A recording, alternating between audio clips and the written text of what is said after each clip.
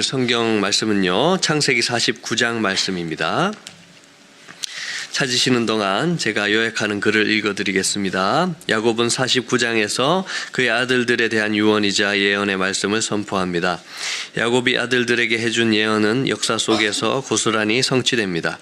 르우벤은 비라를 범한 이유로 시몬과 레위는 잔혹성 때문에 장자에서 탈락이 되고 저주를 받습니다. 특별히 유다와 요셉에 관한 내용이 풍성합니다.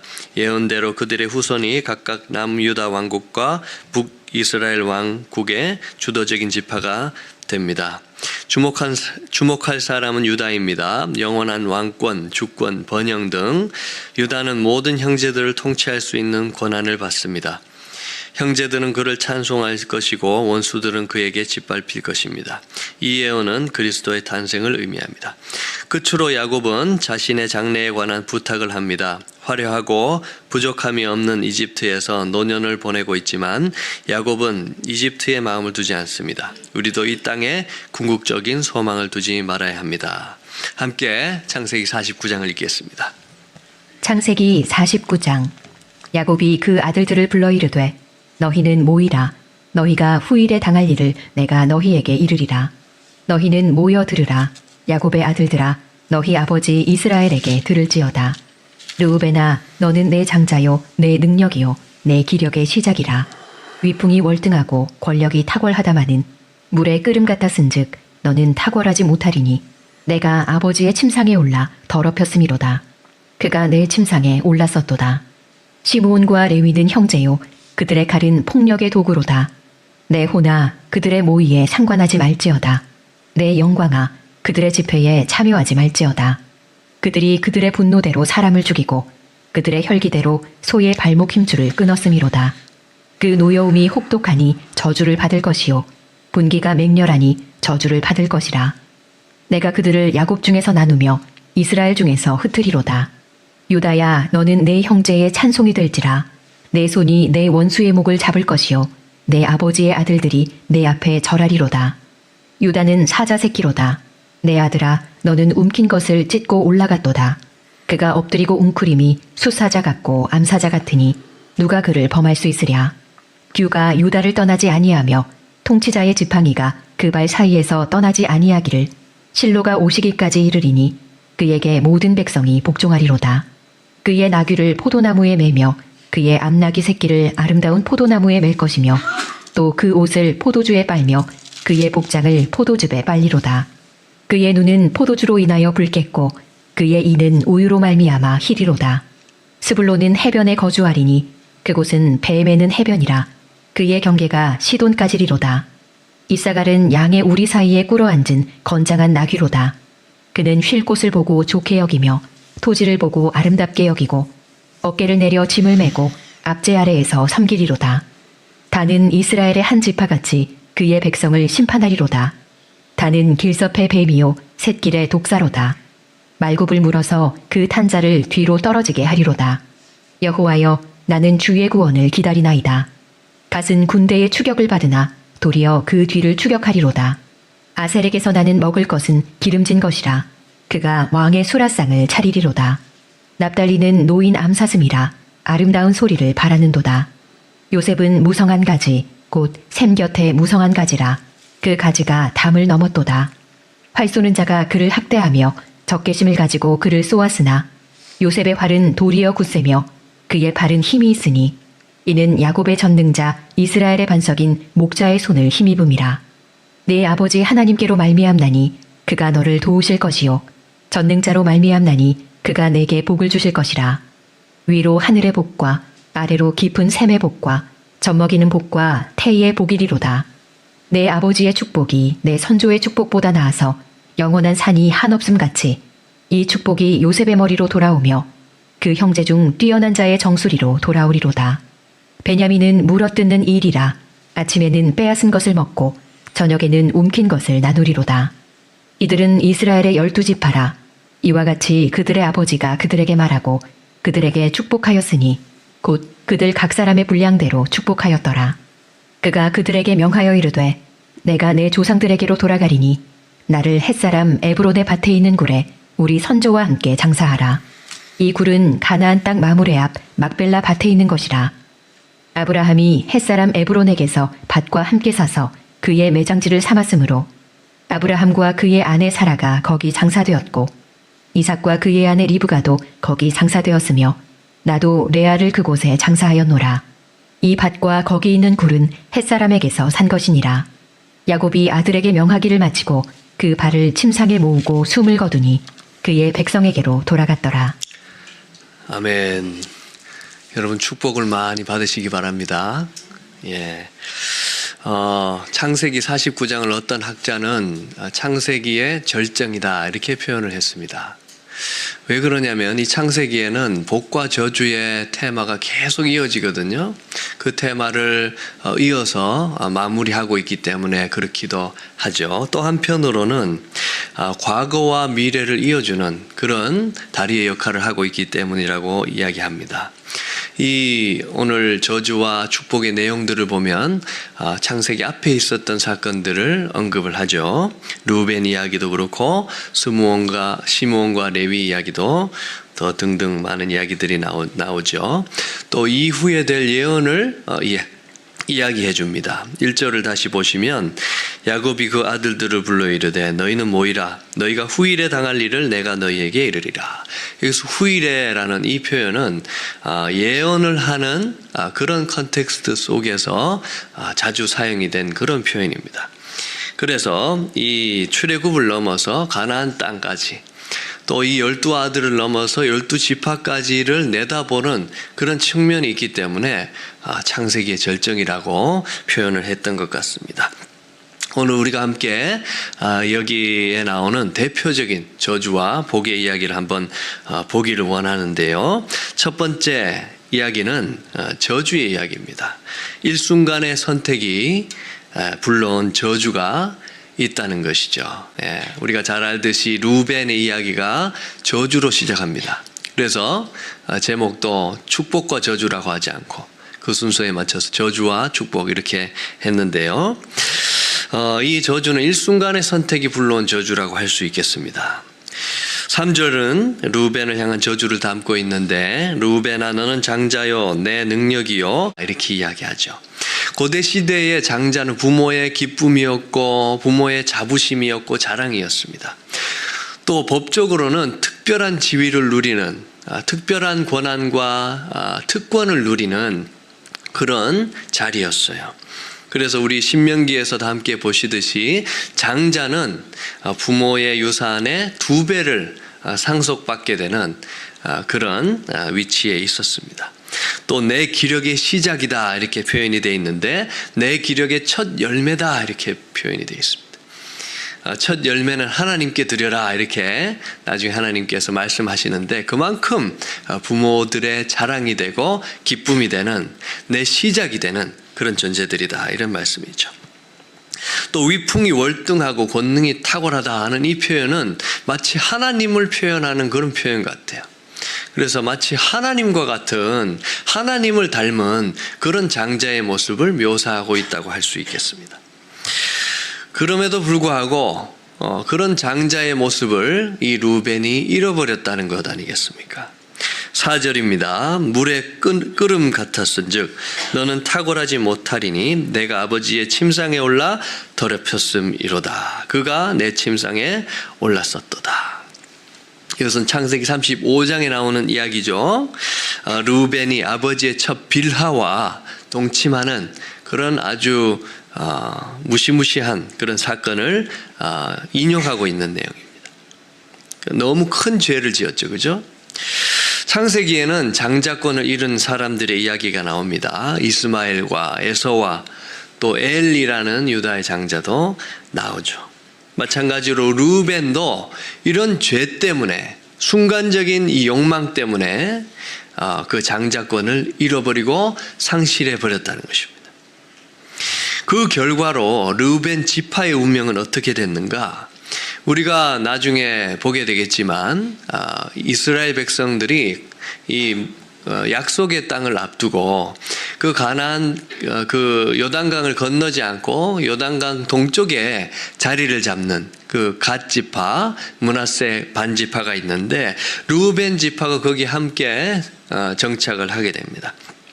그리고 마침내 갓 지파로 흡수 합병되어 사라지는 그런 루벤 지파의 운명을 보게 되죠.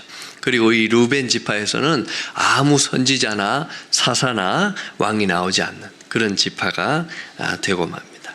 그러니까 한순간의 선택이 불러온 아주 길고 긴 그런 어려움이죠. 그런 아픔이죠. 그런 상실이라고 할 수 있습니다. 또 그런 내용이 나옵니다. 5절부터 등장하는 시므온과 레위의 레위를 향한 저주죠. 시므온과 레위는 형제요 그들의 칼은 폭력의 도구다 이렇게 말씀하죠. 이 이야기는 34장, 창세기 34장에 나오는 사건이죠. 야곱과 그 가족들이 세겜 땅에 잠시 머무르고 있을 때 그 딸 디나가 이 강간을 당하게 되죠. 이것을 들은 시므온과 레위가 복수를 하게 됩니다. 세겜의 모든 남자들을 살해하는 그런 일을 저지르고 야곱의 아들들이 그 성읍을 약탈하게 됩니다. 사실 자기 자매가 그런 일을 겪는다면 분노하지 않을 사람이 누가 있겠습니까? 그래서 합당하고 마땅한 일로도 생각할 수 있겠습니다. 그런데 그 소식을 들은 야곱이 이렇게 이야기합니다. 야곱이 시므온과 레위에게 이르되 너희가 내게 화를 끼쳐 나로 하여금 이 땅의 주민 곧 가나안 족속과 브리스 족속에게 악취를 내게 하였도다. 나는 수가 적은즉 그들이 모여 나를 치고 나를 죽이리니 그러면 나와 내 집이 멸망하리라. 1차적으로는 이것이 어떤 결과를 가져온다는 것입니까? 야곱과 그 온 집안 공동체를 위험에 빠뜨리는 결과를 가져왔다는 거예요. 왜냐하면 그 모든 가나안 족속들이 그것을 듣고 복수할 수 있기 때문에 그렇다는 것이죠. 또 2차적으로는 어떤 의미가 있을까요? 야곱의 가족들이 사라지면 어떻게 되겠어요? 하나님의 계획이 성취되지 못하잖아요. 물론 하나님께서 이후에 보면 지켜주셔서 인도하시지만 야곱이 보기에는 이것은 하나님 나라의 그 계획, 하나님의 뜻을 위험에 빠뜨리는 일이 될 수 있다는 것입니다. 그래서 하나님의 목적을 생각하지 않고 하나님의 뜻을 생각하지 않고 그저 혈기에 반응해서 그런 일을 저질렀다는 것이죠. 그 결과로 시므온과 레위는 어떻게 되었나? 7절입니다. 그 노여움이 혹독하니 저주를 받을 것이요 분기가 맹렬하니 저주를 받을 것이라. 내가 그들을 야곱 중에서 나누며 이스라엘 중에서 흩으리로다. 그래서 저주를 받게 되었고 그 두 지파는 어떻게 되었는가? 흐트러뜨림을 받았다는 거예요. 시므온 지파는 유다 지파에 흡수되고 맙니다. 유다 땅 안에 있는 그 지역을 상속받고 마침내 흡수되고 말죠. 레위는 어떻게 됩니까? 레위 지파는 잘 아시는 대로 성전을 섬기는 그런 일에 발탁이 되어서 땅을 분배받지 못하고 모든 지파에 흩어지게 됩니다. 48성읍에 흩어져 살게 되는 그런 일을 겪게 되죠. 그래서 우리가 이 일을 보면서 참 시작은 잘 할 수 있죠. 그죠? 루벤처럼 장자의 역할로 그렇게 시작은 할 수 있지만 한순간에 그는 일순간에 잘못된 선택 때문에 불행한 결말, 자신뿐만 아니라 자신의 자손들에게도 불행한 결말을 안겨주게 되었다는 것이죠. 우리도 마찬가지죠. 사실 우리의 신앙이 점점 더 하나님과 가까워져야 되고 점점 더 하나님을 사랑해야 되고 점점 더 하나님을 위한 헌신이 더 커져야 되는데 우리 대부분이 겪는 경험은 어떻습니까? 첫사랑, 그 첫사랑을 회복하기 위해서 안간힘을 쓰지 않습니까? 처음 하나님을 만났을 때 그 감격과 그 뜨거운 신앙에서 점점 더 퇴보하게 되는 우리의 모습을 보게 되지 않습니까? 그래서 우리는 그런 일을 겪지 말고 다시 장자와 같은 하나님이 부르신 그 자리로 다시 돌아가야 된다는 것이죠. 우리의 어떤 감정이 어떤 일이 사람이 보기에는 합리적일 수 있습니다. 또 마땅한 일일 수 있습니다. 그럼에도 불구하고 그런 일이 공동체를 위험에 빠뜨릴 수 있다는 거예요. 하나님 나라를 위험에 빠뜨리게 할 수 있다는 것이죠. 그래서 우리는 일순간에 잘못된 선택을 하지 않도록 늘 하나님의 뜻이 무엇인지, 하나님께서 우리에게 주신 자리가 어떤 자리인지 늘 그 자리를 지키고 늘 하나님의 뜻과 목적에 맞는 삶을 살아가야 된다는 것입니다. 이런 저주가 있다면 두 번째로 긍휼히 여기면 받는 복이 있다는 것입니다. 긍휼히 여기 있는 사람들에게 오는 복이 있다는 것이죠. 8절부터 유다를 향한 축복이 나옵니다. 유다야, 너는 내 형제의 찬송이 될지라. 내 손이 내 원수의 목을 잡을 것이요 내 아버지의 아들들이 내 앞에 절하리로다. 형제의 찬송이 된다. 사실 이 유다의 이름 자체가 찬송이라는 이름입니다. 우리 한국말로 하면은 박찬송, 김찬양 이런 이름입니다. 그런데 이 아버지의 아들들, 형제들이 찬양을 한다는 거예요. 찬송을 한다는 거예요. 유다에게. 또 아버지의 아들들이 그 앞에 절을 한다는 것입니다. 그런데 이 형제들의 찬송과 형제들의 절은 어떤 일의 성취의 결과로 볼 수 있는 것입니다. 그 찬송과 절은 그 사이에 내 손이 내 원수의 목을 잡을 것이요. 이 일 때문에 찬송과 형제들의 절을 받게 된다는 것입니다. 내 손이 내 원수의 목을 잡는다. 그것은 어떤 말인가? 원수를 차지한다는 것이죠. 원수를 무찌른다는 그런 뜻을 가지고 있습니다. 그런데 여기에 손이라는 단어가 나와 있는데 창세기 37장에도 이 손이라는 단어가 나옵니다. 26절 27절입니다. 유다가 자기 형제에게 이르되 우리가 우리 동생을 죽이고 그의 피를 덮어둔들 무엇이 유익할까? 자, 그를 이스마엘 사람들에게 팔고 그에게 우리 손을 대지 말자. 그는 우리의 동생이요 우리의 혈육이니라. 여기에도 손이 등장하죠. 그죠? 예. 그러니까 원수를 무찌르고 그 원수의 목을 잡은 그 손은 형제들이 함께 이 동생을 죽이자고 했는데 동생은 죽이지 않은 그런 손이라는 것을 알 수가 있죠. 유다가 복을 받은 이유는 무엇인가? 한편으로는 긍휼히 여겼기 때문에 그런 것 같아요. 마태복음에도 긍휼히 여기는 자는 긍휼히 여김을 받을 것이다. 이런 말씀이 있는데 야곱이 요셉을 긍휼히 여겼기 때문에 형제들에게 찬송과 복을 받는 것이 아닌가. 또 창세기 44장에는 아버지를 긍휼히 여깁니다. 그래서 요셉이 그 형제들 시험했을 때 베냐민을 잡아두고 가라. 여기에 종으로 남겨두고 너희는 돌아가라 했을 때 이 유다가 나서서 아버지의 생명이 이 베냐민의 생명과 엮여 있습니다. 그래서 베냐민이 돌아가지 않으면 아버지가 죽습니다. 내가 여기에 남아있겠습니다. 이렇게 요셉에게 이야기를 하죠. 아버지를 긍휼히 여기고 불쌍히 여겼던 그런 유다의 모습을 볼 수 있습니다. 그는 어떤 복을 받았는가? 유다를 9절에 보시면 사자에 비유하죠. 그러니까 승리하는 사자의 모습이라고 우리가 할 수 있겠습니다.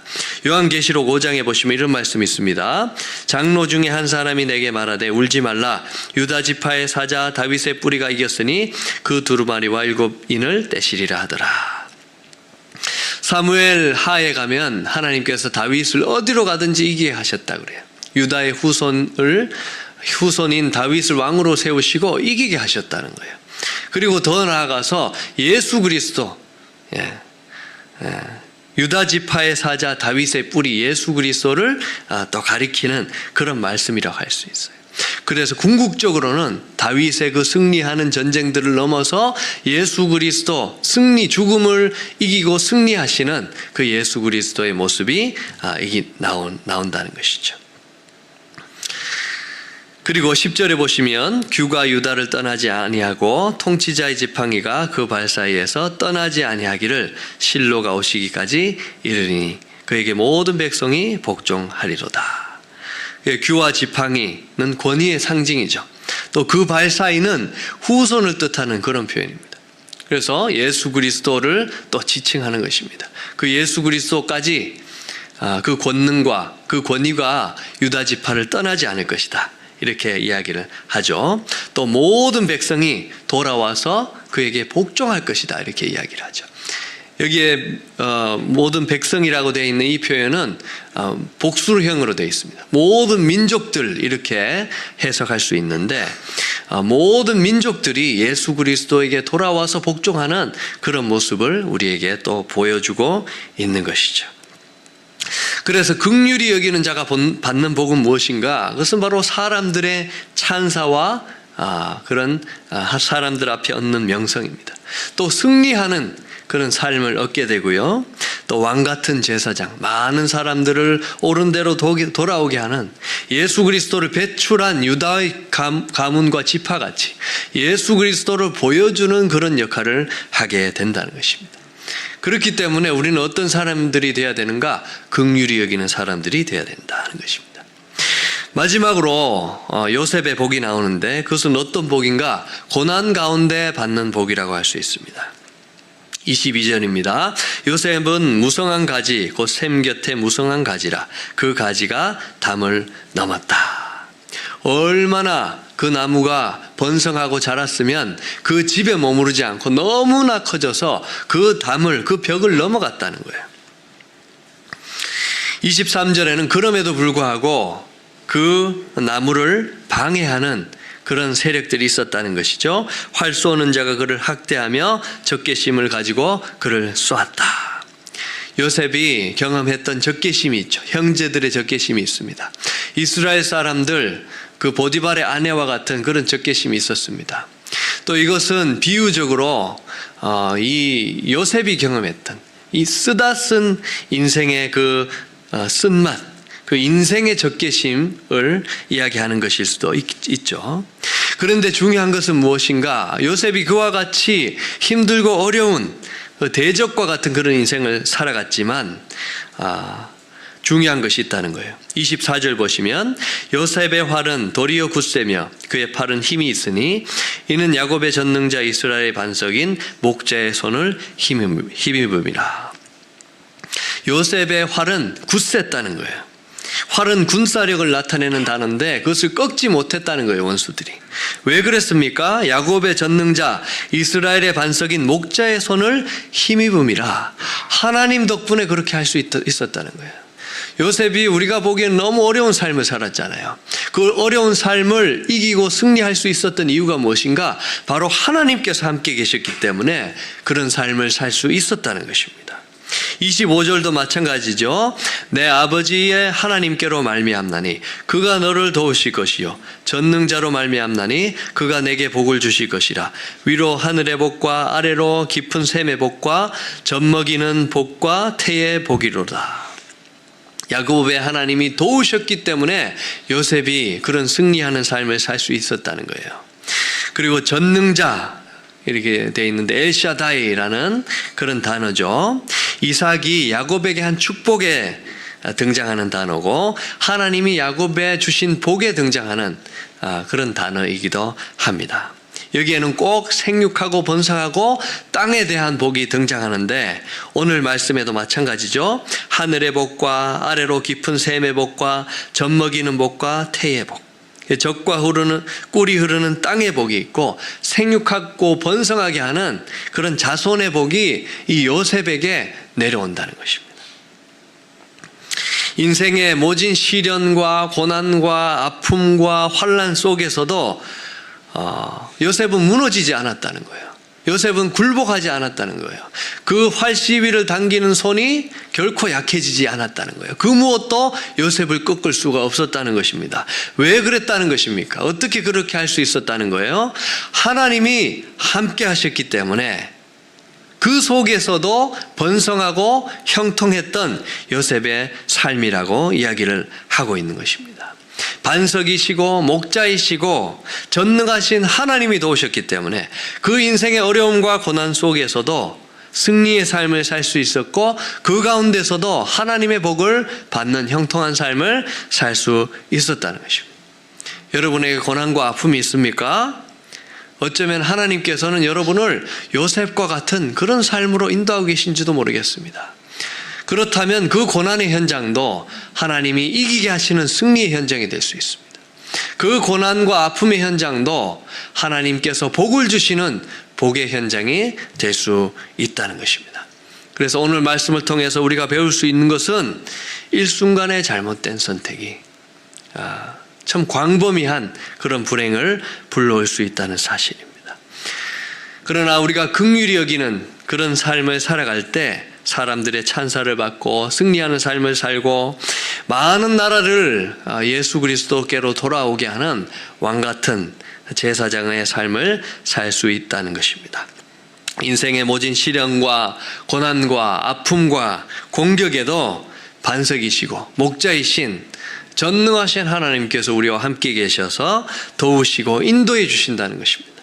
그래서 우리는 어떤 어려움과 고난도 이겨낼 수 있을 뿐만 아니라 그 고난의 현장 속에서도 하나님의 복을 누리는 그런 백성들이 될 수 있다는 것입니다. 하나님의 복을 풍성하게 받아서 하나님께 영광이 되는 모든 열린문의 식구들 되시기를 주님의 이름으로 축복합니다. 함께 기도하시겠습니다. 하나님 아버지, 저희들이 시작은 잘했는데 참 불행한 마침을 하지 않도록 도와주시옵소서. 일순간의 잘못된 선택으로 나락으로 떨어지지 않도록 도와주시옵소서. 하나님께서 부르신 자리, 하나님께서 저희들에게 주신 뜻을 가장 높이 받들면서 저희들의 삶을 충실하게 신실하게 살아갈 수 있도록 도와주시옵소서. 요셉과 또 야곱을 긍휼히 여겼던 유다처럼 아버지 하나님 긍휼히 여기는 사람들이 될 수 있도록 도와주시옵소서. 그래서 많은 사람들을 옳은 대로 돌아오게 하는 그런 사람들 될 수 있도록 도와주시옵소서. 요셉의 삶과 같이 고난이 있을지 모릅니다. 어려움이 있을지 모릅니다. 그럼에도 불구하고 하나님께서 함께 하시기 때문에 승리하고 그 자리에서도 복을 받는 위대한 백성들, 저희들의 삶 될 수 있도록 도와주시옵소서. 이런 기도 제목 놓고 함께 기도하신 후에 각자 가지고 나오신 기도 제목 놓고 기도하시겠습니다. 함께 기도하시겠습니다.